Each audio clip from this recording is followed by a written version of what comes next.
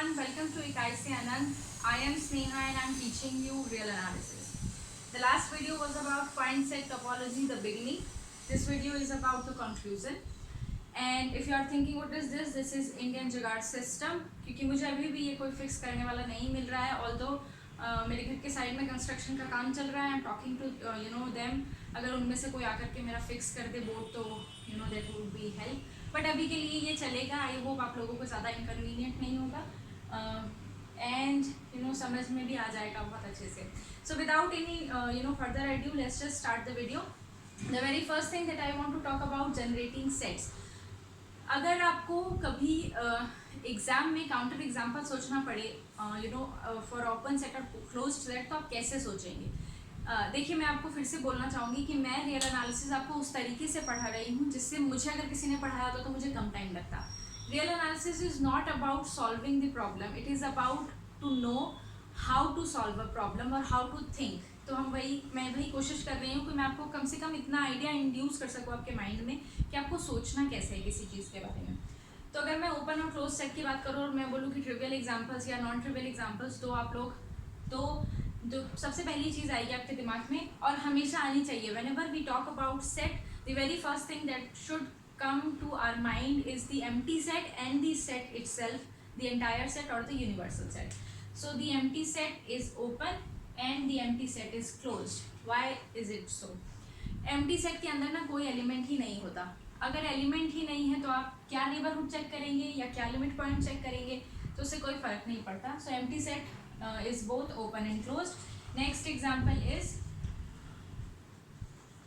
set of real numbers. Set of real numbers यानी हमारी entire real line.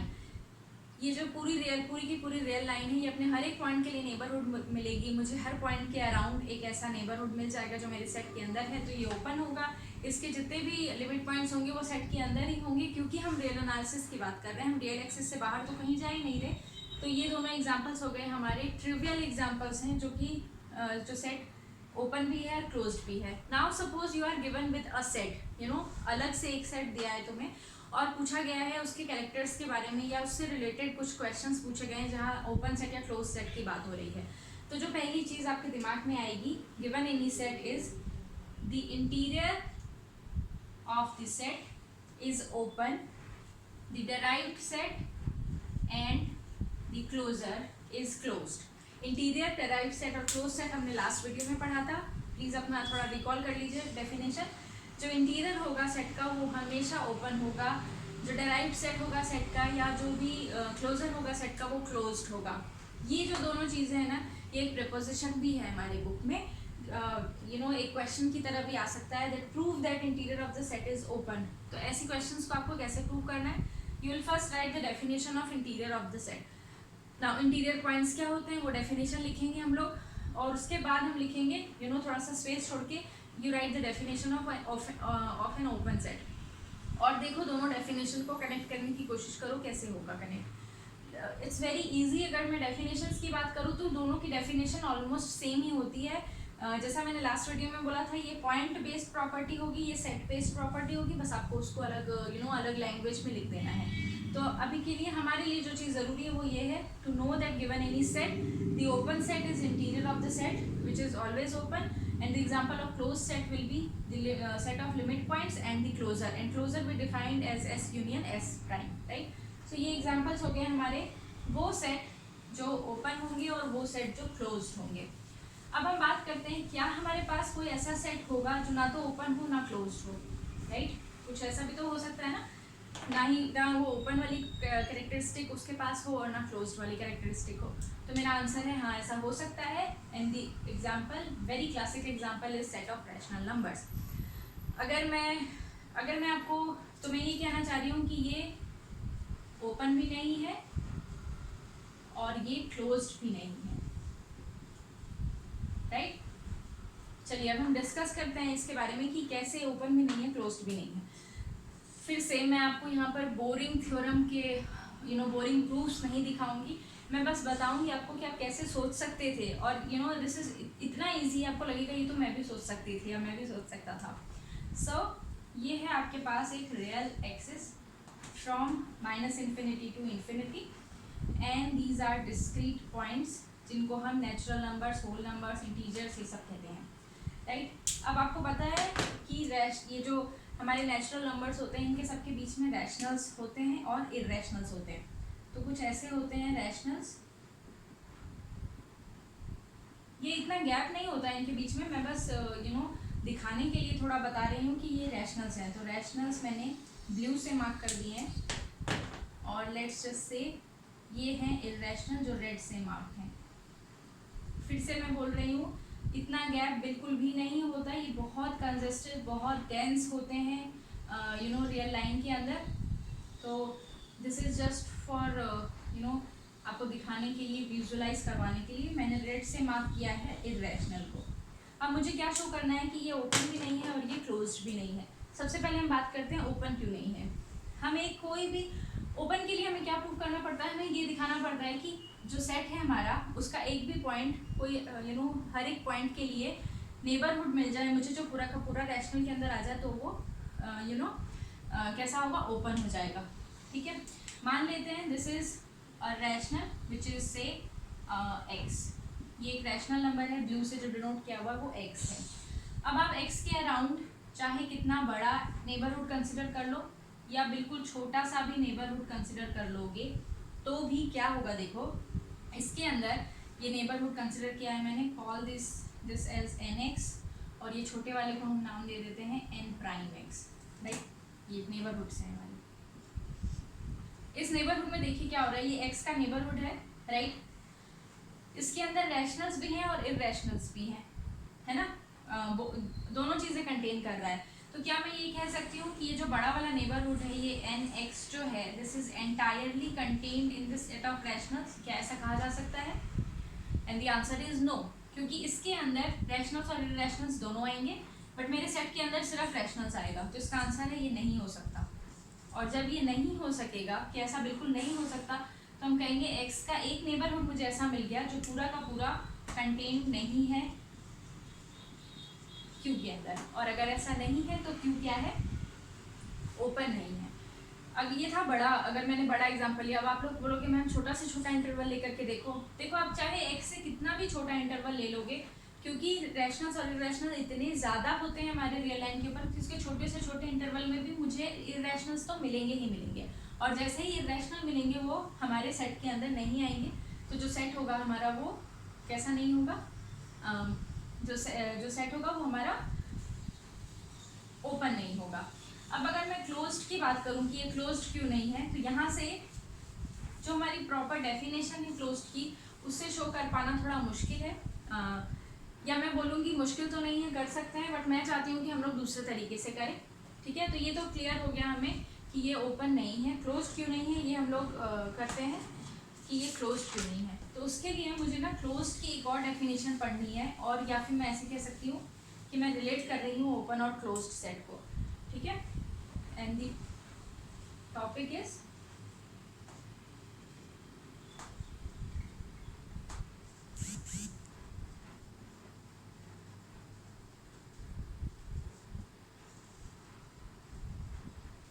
Closed set as complement of open set. Last video में भी मैंने बोला था देयर आर सम पीपल जो क्लोज सेट की ये डेफिनेशन कंसिडर करके चलते हैं कि जो हमारा जो सेट है वो हमारा क्लोज होगा अगर उसका कॉम्प्लीमेंट ओपन हो। तो वो कुछ ऐसा लिखते हैं इसे, S any set S is close if and only if S complement is open. ठीक है, तो इस डेफिनेशन से हम जो Q को नॉट क्लोज प्रूव करना चाहते थे वो इस डेफिनेशन से होगा। करेंगे हम लोग थोड़ी देर में, बट पहले थोड़ा इसको समझते हैं। तो S क्लोज होगा अगर उसका कॉम्प्लीमेंट ओपन होगा। ये एक डेफिनेशन है, आपको दिमाग में वैसे ही रखना पड़ेगा कि अच्छा ठीक है ये भी एक तरह से डेफिनेशन होती है, बट इसका यूज़ जो होता है ना, इस डेफिनेशन का यूज़ होता है हमारे पास, वो होता है जब हम कलेक्शन की बात कर रहे होते हैं, राइट। सो मैं यहाँ लिखने जा रही हूँ, दो तरह के कलेक्शंस होते हैं हमारे पास मैथ्स में, एक होता है आर्बिट्री कलेक्शन और एक होता है फाइनाइट कलेक्शन। आर्बिट्री कलेक्शन क्या होता है, जहाँ पर हम लोग n equal to 1 2 so on बात करते हैं, इन्फिनिटी भी कह सकते हैं, 1 to इन्फिनिटी। फाइनाइट होता है when we talk about n goes from one to some k which is finite. So ये दो तरह के कलेक्शंस होते हैं, आर्बिट्री और फाइनाइट। अब देखिए अगर मैं आर्बिट्री यूनियन की बात करूं, arbitrary union of open set, तो वो कैसा होगा, ओपन होगा। ये हमें we have to keep this in mind that arbitrary union of open set is open. You can easily prove arbitrary union of neighborhood will be neighborhood. तो neighborhood की definition से ये होता है that arbitrary union of open set is open, right?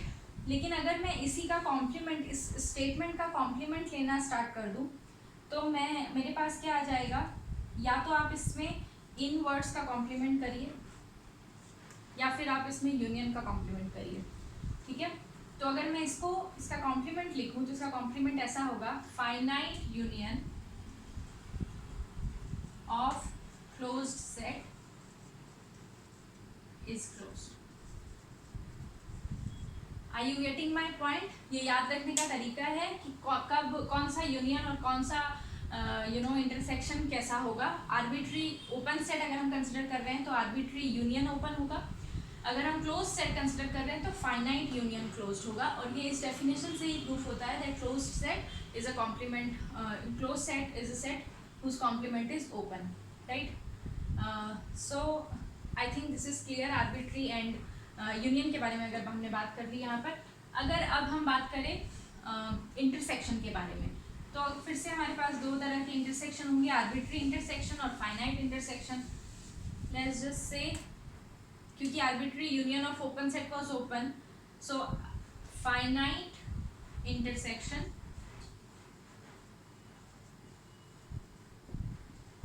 Of open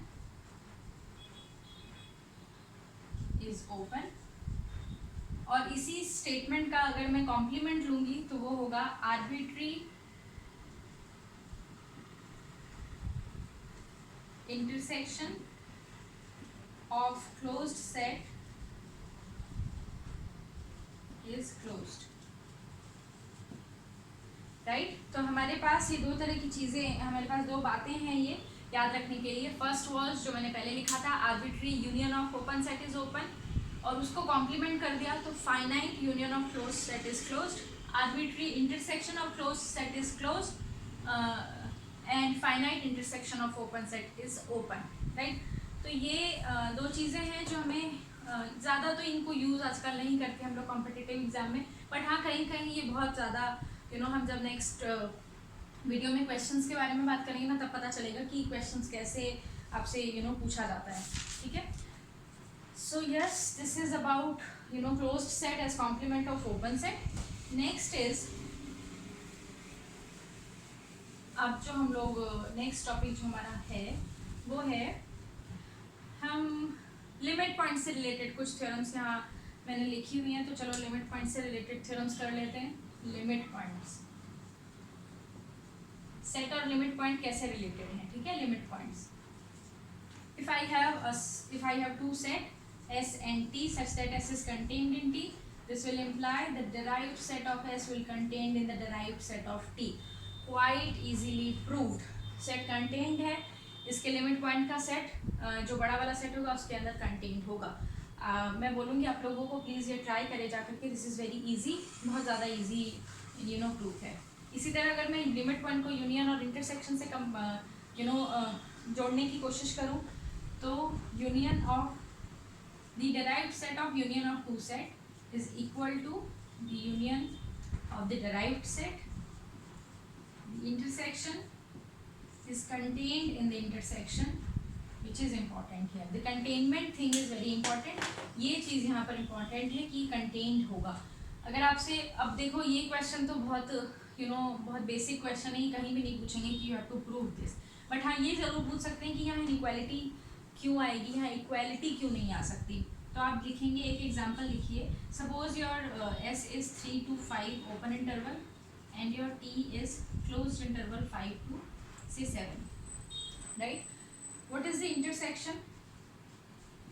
S intersection T is empty, right? empty होगा ये, इसके अंदर कुछ कॉमन तो है नहीं, और S प्राइम क्या होगा, closed interval 3 to 5, P prime होगा closed interval 5 to 7। Last video में किया था हमने, जो ओपन इंटरवल्स होते हैं उनका लिमिट पॉइंट्स अगर मैं निकालूँ तो क्लोज्ड इंटरवल आ जाता है same to same. What is the intersection now is singleton 5। क्या ये दोनों इक्वल हैं? नहीं है। तो this is a counter example जो आपको ये बता रहा है कि यहाँ इनइक्वालिटी ही क्यों आएगी, इक्वालिटी क्यों नहीं आएगी। ऐसे आप बहुत सारे एग्जांपल्स जनरेट कर सकते हैं, इसमें कोई बहुत बड़ी बात नहीं है कि बस याद ये रखना है कि यहाँ इक्वालिटी आएगी इंटरसेक्शन के टाइम पर। ठीक है, next we will do now कुछ तो एक तो देखते हैं लिमिट पॉइंट ही कैसे निकालते हैं, क्योंकि मुझे याद आ रहा है मैंने लिमिट पॉइंट कैसे निकालते हैं का कुछ भी नहीं किया है अभी। तो चलो लेट्स डू सम, कुछ हम लिमिट पॉइंट्स निकालते हैं यहाँ पर, right. Let's take this example. First example है हमारा फाइंड द लिमिट पॉइंट।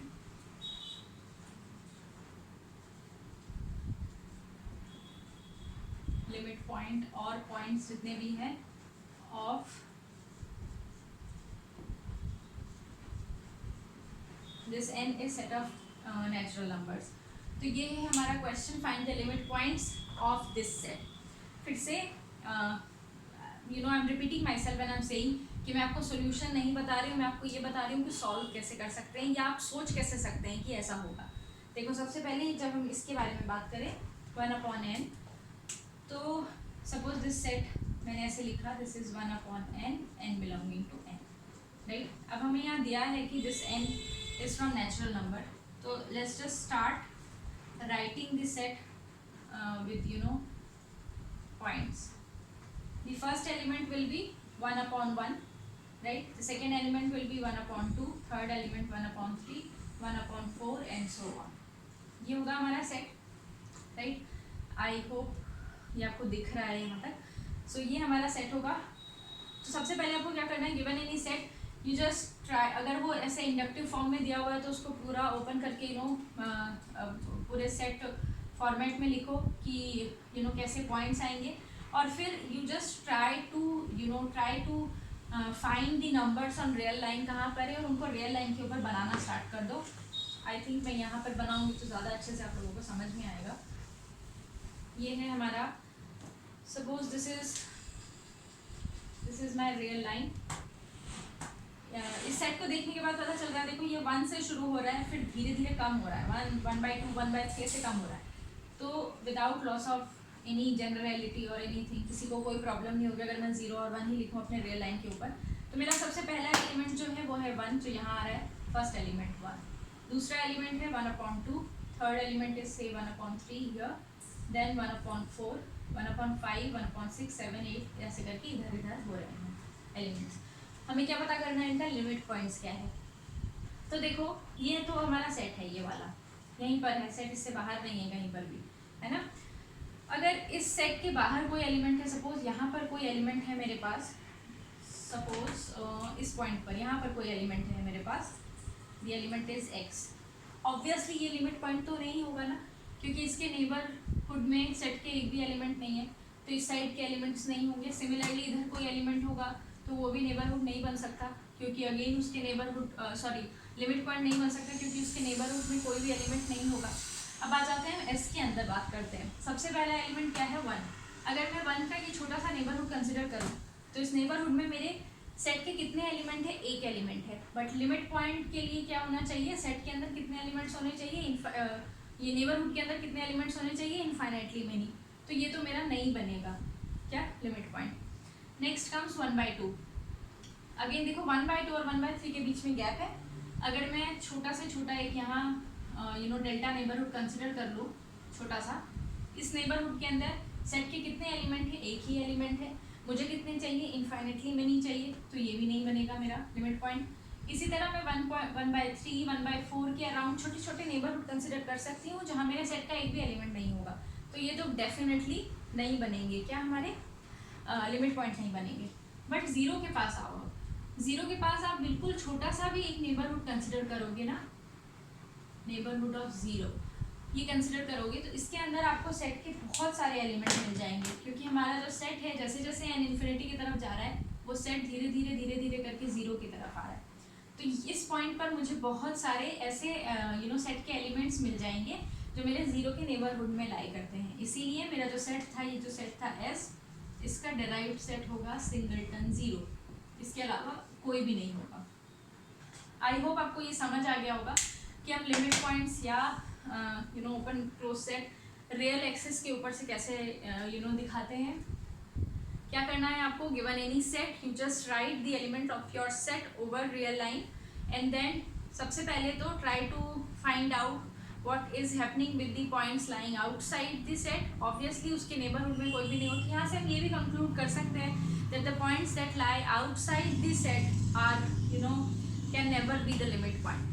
फिर आपको बात करनी है सेट के अंदर। बहुत अच्छे से देख लीजिए आपका सेट कहाँ से कहाँ के बीच में लाई कर रहा है। May be your set is unbounded, infinity से इन्फिनिटी के बीच में हो। May be your set is bounded, जैसे इस एग्जाम्पल में सेट बाउंडेड था, 0 और 1 के बीच में ही था। तो आप पहले ये देख लीजिए आपका सेट कहाँ पर है, बाउंडेड है या अनबाउंडेड है। अगर वो अनबाउंडेड है तो बोल्जानो-वीरस्ट्रास थ्योरम के according an infinite set which is bounded will have a limit point. अगर वो अनबाउंडेड है तो आपको फिर से सोचना पड़ेगा। अगर बाउंडेड है और फिर आपने देखा इनफाइनाइट भी है तो लिमिट पॉइंट तो होगा ही होगा बाय बोल्जानो-वीरस्ट्रास। और वो लिमिट पॉइंट आप कैसे चेक करेंगे, आप कंसिडर करें। जैसे यहाँ पर मुझे ये आइडिया इसलिए मिला क्योंकि मेरे जो नंबर्स हैं वो नेचुरल नंबर से डेराइव हो रहे हैं, यानी डिस्क्रीट है वो नंबर्स। ऐसा नहीं है कि कॉन्टीन्यूटी में है सारे नंबर्स। यहीं पर अगर मैं लिख देती इनको यहीं पर अगर मैं ये n चेंज करके और r-0 लिख देती तो ये बहुत डिफिकल्ट हो जाता है ये करने में। तो थोड़ा आप सोचिएगा, जब आपको क्वेश्चन मिले, जब आपको सेट मिले तो आप देखिए अगर वो कहीं ना कहीं नेचुरल नंबर से रिलेटेड है तो इसका मतलब वहाँ डिस्क्रीट पॉइंट्स होंगे और दो डिस्क्रीट नेचुरल नंबर्स के बीच में कोई और नेचुरल नंबर नहीं आता है। उसके हेल्प से हमें पता चल गया यहाँ पर that 0 is the limit point of the set. Similar question है एक that I want you to do for me, find the limit point of the set, very well known question of this set. You need to find out the limit point of this set. What is the derived set of the set? I hope आप लोगों को बहुत easily समझ में आ जाएगा कि ये क्या होगा। राइट, लास्ट जो चीज़ मैं इसमें बताना चाहती हूँ आपको, दो डेफिनेशंस मैंने लास्ट वीडियो में नहीं बताई थी। दो नहीं, एक्चुअली एक ही है डेफिनेशन तो, बट उसको रिलेट किया डेंस सेट से। हमने डेंस सेट की बात करी थी। Any set is set to be dense, S is set to be dense if S prime is equal to R. Similarly, a set S will set to be perfect if S prime is equal to S. So ये है perfect set की definition जो मेरी last video में मैं भूल गई थी आप लोगों को बताना। सो परफेक्ट सेट अगेन यहाँ पर रियल एनालिसिस में हमें इनकी ना तो डेंस की ना परफेक्ट की इतनी ज़रूरत नहीं है, बट पॉइंट सेट अगर मैं टॉपोलॉजी की बात करूँ तो वहाँ डेंस की डेफिनेशन भी अलग हो जाती है। वहाँ परफेक्ट सेट और डेंस सेट का बहुत काम होता है हमें। तो ये दो चीज़ आपको ध्यान रखनी है that S set is set to be perfect if the set is exactly equal to the set of limit points of the set.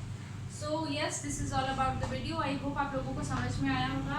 और this is the very first time that I am board के ऊपर आप लोगों को ऐसे video बना के पढ़ा रही हूँ। आई होप आप लोगों को समझ आया होगा। और दूसरी चीज़ जो मैं बोलूँगी कि इसके क्वेश्चंस करिए। ऑफ कोर्स हम लोग नेक्स्ट वीडियो में इसके और सेट थ्योरी के क्वेश्चंस करेंगे, वो वाले क्वेश्चंस करेंगे जो एग्जाम्स में आते हैं। If you are preparing for CSIR, UGC, JAM, ऐसे मल्टीपल चॉइस वाले एग्जाम के लिए तैयारी कर रहे हैं तो ये सब चीज़ें बहुत, डेफिनेशंस बहुत अच्छे से पता होना चाहिए, काउंटर एग्जाम्पल्स बहुत अच्छे से पता होना चाहिए आप लोगों को। और if you are a graduate student तो भी मैं बोलूँगी डेफिनेशंस और काउंटर एग्जाम्पल्स अपने दिमाग में रखोगे तो प्रूफ को पढ़ना या करना बिल्कुल भी डिफ़िकल्ट नहीं होगा। इट्स वेरी इजी, बस डेफिनेशन को कनेक्ट करना ही आना चाहिए। और उनको कनेक्ट करने के लिए हमें एक्चुअली डेफिनेशन तो हम कम से कम एब्जॉर्ब करके रखें कि क्या होती है। राइट, सो ये बात करने के बाद अगर मैं आपके लिए क्वेश्चन छोड़ूँ जो हम लास्ट नेक्स्ट वीडियो में करेंगे। This is a open interval. You need to prove that this is open but not closed. Open तो है but closed नहीं है। ये क्वेश्चन हम लोग नेक्स्ट वीडियो में करेंगे। बट अगर आप सोचें इस क्वेश्चन के बारे में, और अगर आपको कुछ आंसर मिले, कुछ सोल्यूशन मिले, तो please write in the comment box. Link भी डाल दूंगी मैं डिस्क्रिप्शन बॉक्स में अबाउट ऑफसेट थ्योरी, उसके वीडियोस, और इसके हमारे पॉइंट्स है टोपोलॉजी के, प्लीज़ उनको भी देखिए, समझिए। रियल एनालिसिस बहुत इजी है, एटलीस्ट मैं तो कोशिश कर रही हूँ कि आप लोगों को बहुत अच्छे से समझ में आ जाए। This is all about the video. Bye, safe रहिए जहाँ पर भी हैं आप लोग, और if you like the video, अगर आपको समझ में आया तो please like, share and subscribe.